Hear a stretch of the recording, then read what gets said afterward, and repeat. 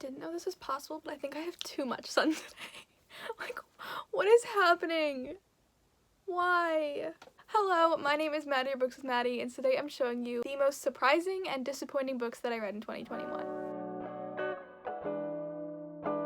Okay, new angle just dropped. I fixed it. It's like slightly better now. It'll be fine. We're just gonna keep going.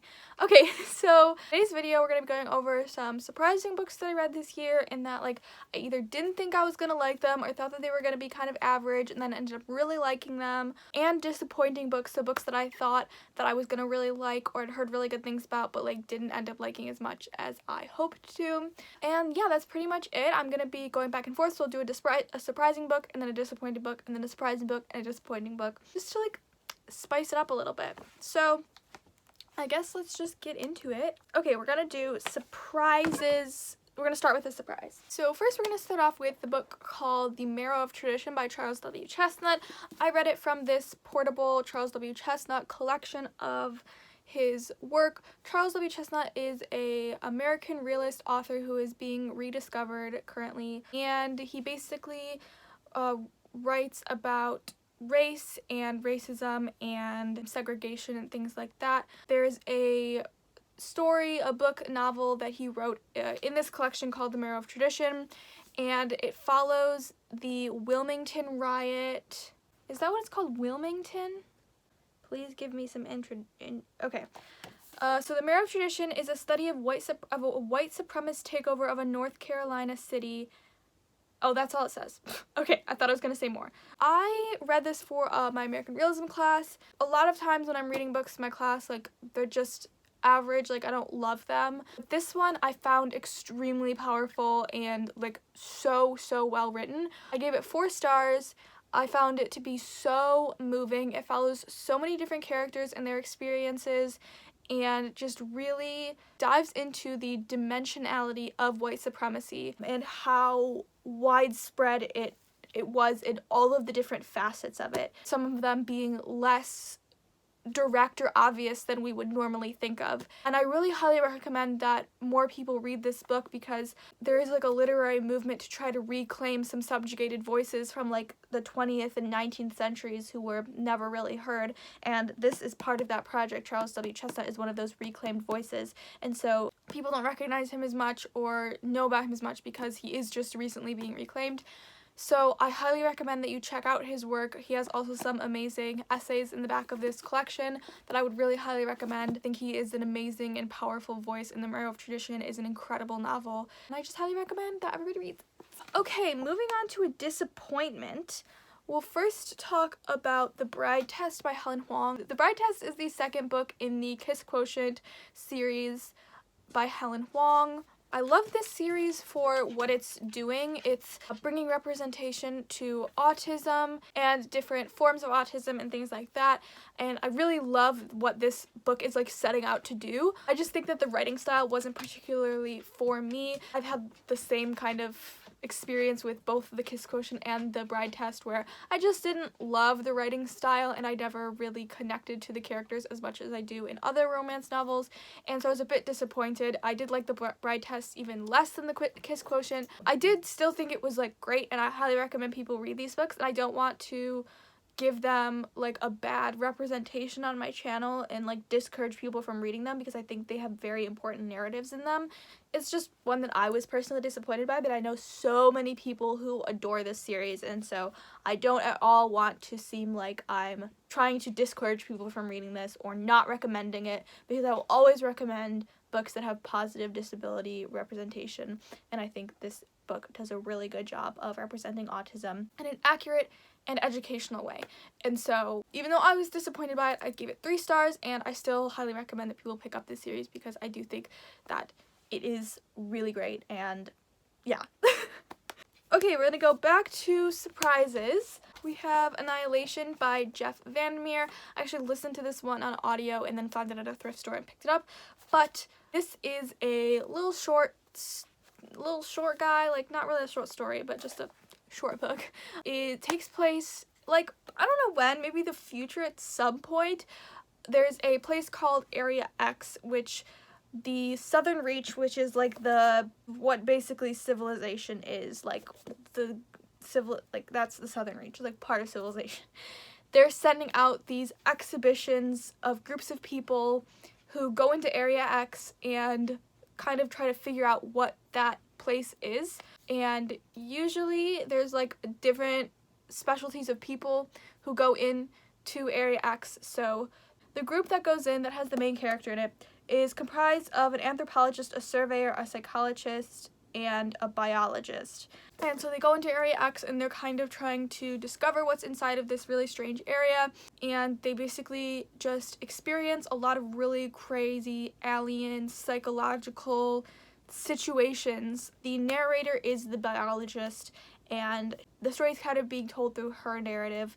It's very interesting. It's very like weird and like speculative and very cool. I didn't think that I was gonna like it because I don't usually tend to gravitate towards sci-fi and things like that and like weird alien stuff, but I actually really enjoyed this. I loved the writing, I loved the way that things were described, and the characters were really, really intriguing, and so I think that really contributed to me liking this book a lot. So it's definitely surprising that I liked this book because I did read it kind of like an offhand situation to try to read a short book, but I ended up really, really liking it, so that's fun. Back to disappointments. I do want to like clarify my definition, I feel like, of what a disappointment is to me. I think it's more not that I didn't like the book that I read, but more that I didn't like the book as much as I thought I would. So I might have still liked the book. Like the next book I'm going to talk about, I gave 4 stars, but I thought it was going to be like 5 out of 5, one of my favorite books. But I still liked this book, but I was still disappointed by it. So I feel like that's an important definitional distinction to make. Distinction. You know what I'm trying to say. I wanted to define my definition of disappointment. The next book is You Deserve Each Other by Sarah Hogel. This is a romance about 2 characters who are engaged to each other, and they start to realize that they're really unhappy in their relationship, but neither of them want to fold first in their relationship. So they both desperately try to frustrate and annoy each other into breaking up with the other one, like becoming unengaged with the other one, so that they can be blamed.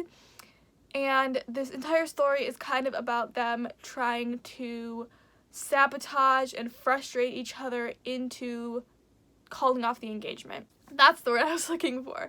So it's kind of lovers to enemies to lovers, which is really interesting. I loved this concept. Everyone has been raving about this book, so I thought that I would love it so much, but I just didn't love it that much.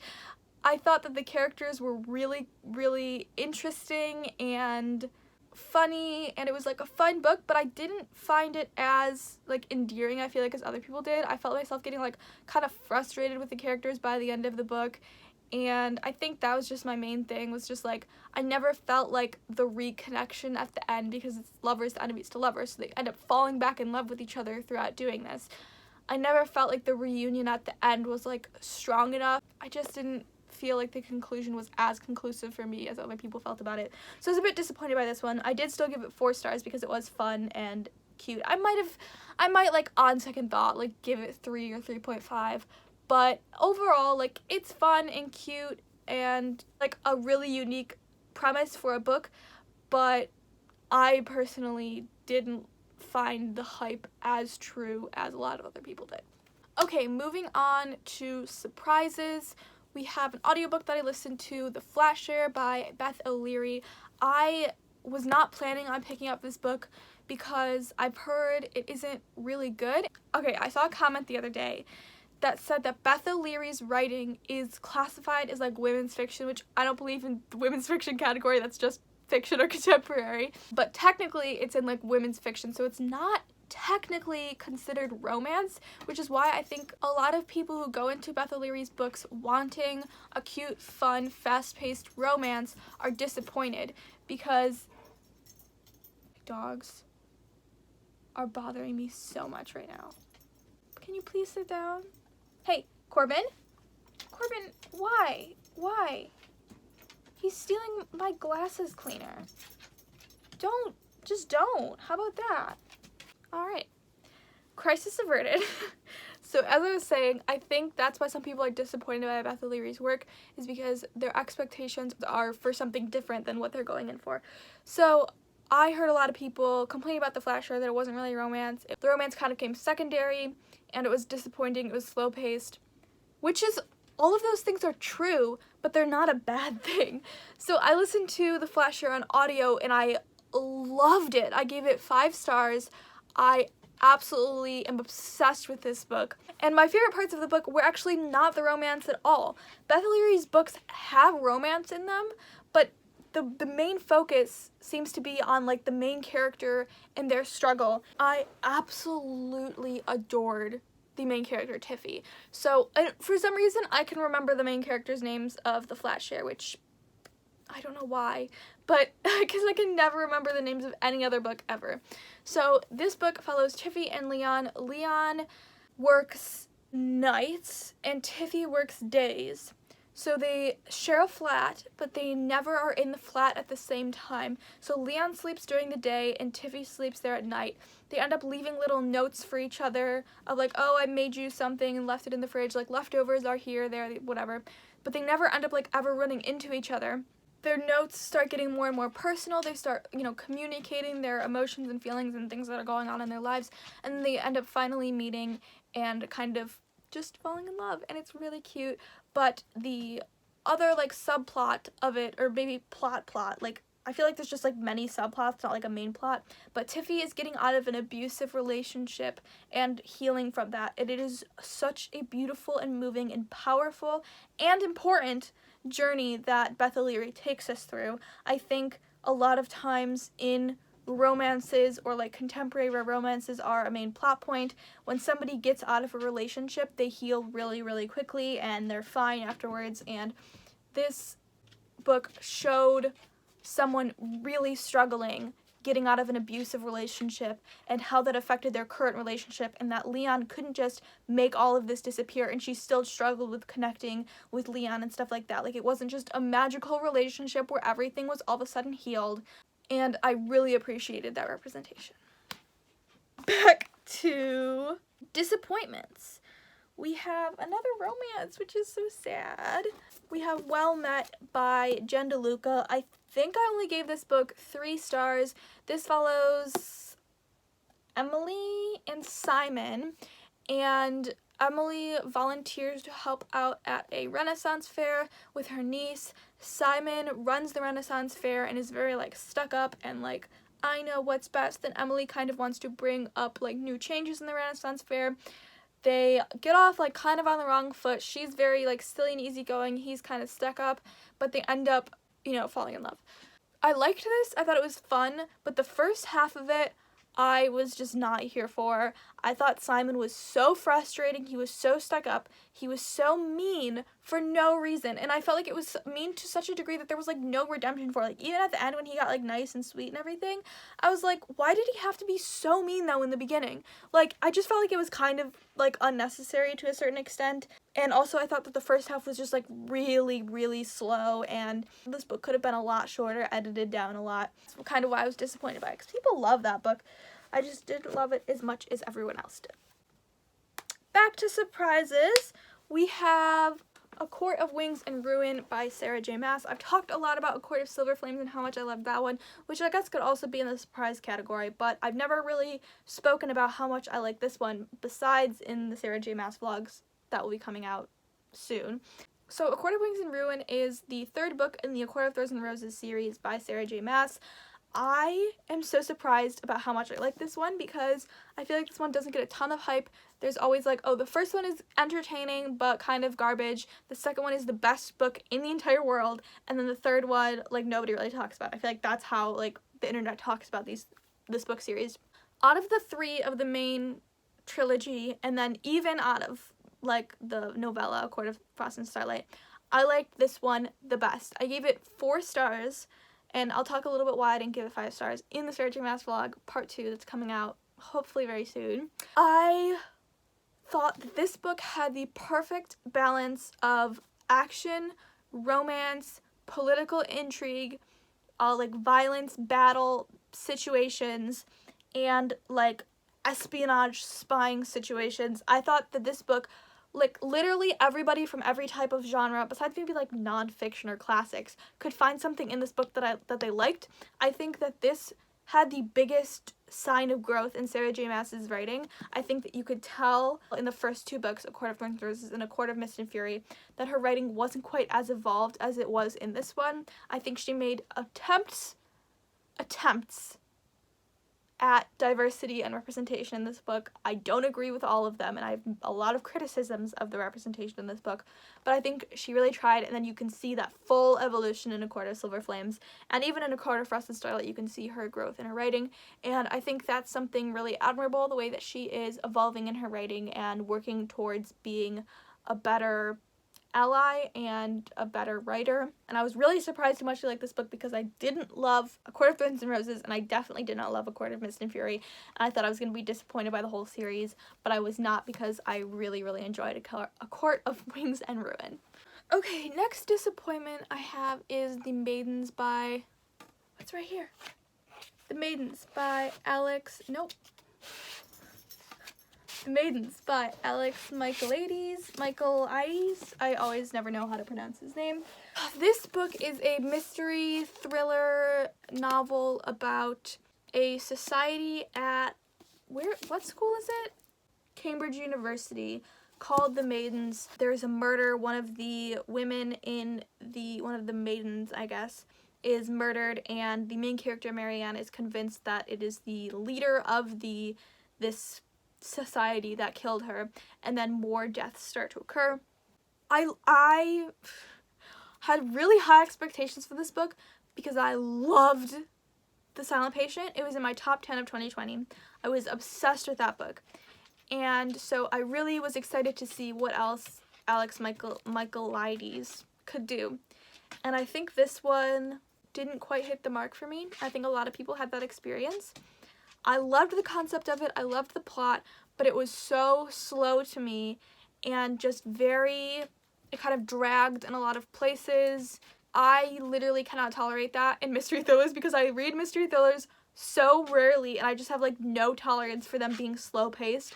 If I'm gonna read one, I need it to be like the most fast paced book ever. The end of this book, however, though, blew me away. I did guess the ending. I guessed half of the twist, but there was half of the twist that I absolutely did not see coming and made me want to throw this book across the room. And I think that's why I feel like this wasn't quite a disappointment, and that I didn't like it, because I liked it. I gave it 3 stars for the ending. But also I saw half of the ending coming, and I'm like the dumbest person ever. Like, I should not see the ending coming, because like I don't read enough thrillers and mysteries to know how to predict the ending to them. So, I mean, if I could guess the ending, or half of the ending, then I don't know what that says about a book. But overall, I will still be reading from Alex Michaelides, because I genuinely believe that he is an actual genius.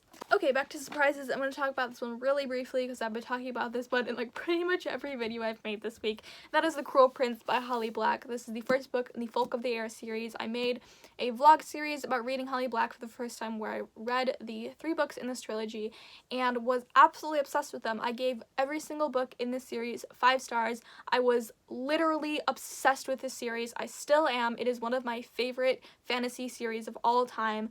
It is incredibly written. The characters are amazing. The dialogue, the plot, the intrigue, incredible.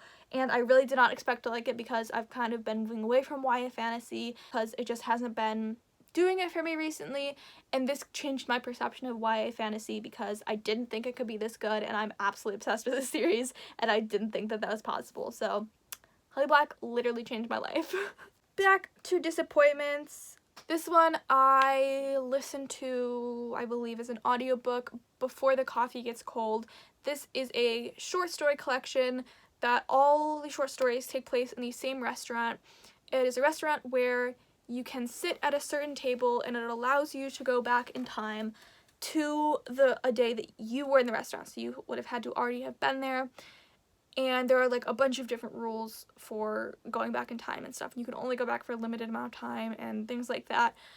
Each story follows a different perspective, a different storyline. So there's sisters, there's lovers, there's mother and daughter, and there's a 4th one, I can't remember.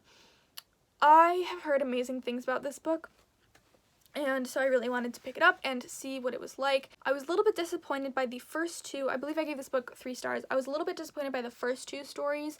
I didn't find them really, like, deep or moving in any way. They kind of just felt like filler, kind of. The last 2 stories were incredible, and I cried at the last one. It was incredibly beautiful, and so it's hard for me to say, like, if I would recommend this book, because I feel like the first 2 were a bit of a flop, but the second 2 were, like, amazing. So maybe you could just get it and read the second 2 or something. I don't know. I think another thing, and I was reading reviews of this because I wanted to see if people agreed with me, and I saw that quite a few people did with the first 2 stories, and I'm wondering how much of it has to do with this book being a translation, because there were some parts of it that I found a little bit awkward and cumbersome, and, like, huge sections of, like, just incredibly detailed paragraphs. And so I don't know how much that has to do with it being a translation or not, or if that would have anything to do with it at all, but I saw a couple reviews saying that could be part of it. Those are my thoughts on Before the Coffee Gets Cold.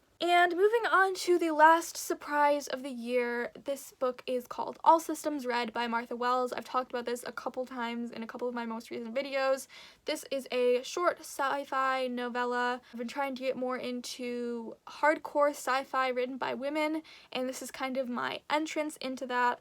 This is from a series called The Murderbot Diaries, where it follows a half-robot, half-human creature organism thing who is just literally just trying to find their purpose in life, just trying to live his life, figuring out what he's supposed to be doing. He used to be, like, controlled by the government and made into, like, this, like, killing machine kind of thing, but then he, like, broke free of the government's, like, restraints and is now living his best life, trying to figure out what he's supposed to be doing.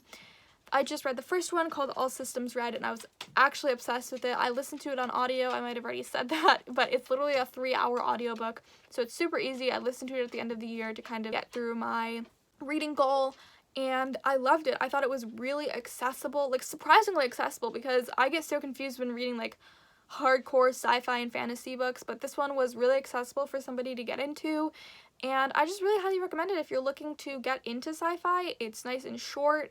It's fun, it's, you know, dramatic, there's intrigue and stuff, and I would just highly recommend it. I have 3 more disappointments, but I'm going to talk about all of them pretty briefly because all of these I've talked about in previous videos, like I think this week. The first one is Life's Work by Dr. Willie Parker. This is a nonfiction book/memoir on the moral argument for pro-choice. So the author, Dr. Willie Parker, is an abortion doctor but also a Christian, and it kind of talks about his beliefs that pro-choice is more moral than pro-life, which is the typical Christian, you know, view of abortion. I was really excited to read this book because I kind of expected it to be really life-changing, and a couple parts of it were very interesting and very eye-opening to a new perspective.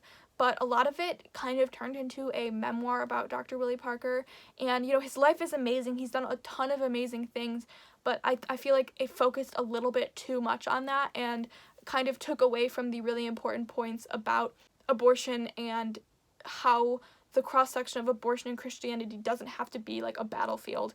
And I really wish that it had focused more heavily on, like, how it was marketed instead of just, like, a memoir on Dr. Willie Parker's life. So that's all I'll say about that one. I talk more about that one in, like, a couple other videos. So if you're interested, it's in one of my wrap-ups. The next one that I was a little bit disappointed by was Such a Fun Age by Kylie Reed? I think it's Kylie Reed. This is a book about performative activism and racial profiling and things like that. I loved the concept of this book. I think it was a really powerful idea, but just, like, executed a little bit poorly. I think it was a little bit weirdly organized. The characters were very, like, they were kind of like caricatures. They weren't really dimensional. They were just, like, kind of caricatures. I think the main character, Amira, was written really, really well, but the rest of the characters were kind of flimsy. That feels like a little bit, like, I'm not trying to be mean, but that's just, like, kind of how I feel like they were written. I listened to this on audio. There's a 3-year-old girl in the book who is just, like, the voice that the narrator uses to narrate her parts is so frustrating. And the things that the 3-year-old says is just, they're just things that 3-year-olds don't say. it's just so unrealistic that a 3-year-old would ever say those things, and I think that was just a little frustrating. It was just like, I couldn't understand what the author was trying to do with that 3-year-old. This book was a little bit of a flop for me, and I saw a couple other people kind of feeling similarly about it. So I am interested to see if this author writes anything else. I would love to pick up something and see how their writing has evolved. But for right now, yeah, I gave this one 2 stars. And then lastly, I'm really not going to talk about this one a lot because I've talked about this one so much recently. It's The Road Trip by Beth O'Leary. It's funny that Beth O'Leary is both on my surprise and disappointed list. I'm thinking that this one was on my disappointed list because I had read The Flasher already, and so I had high expectations for Beth O'Leary. But this book is about a road trip that 2 sisters take, and they end up running into their friends who end up needing a ride. One of them is actually the main character's ex-boyfriend, and so there's a lot of like history and drama there, and it switches between the present perspective where they're in the car on the road trip, and then the past perspective where the main character and her ex-boyfriend meet and kind of how they fell in love and then ended up falling apart. I thought that the first 75% of this book was really slow and kind of not productive way. Like, I feel like The Flasher had a slow pace as well, but it was in a very intentional way, and this one felt just like it could have been edited down a lot.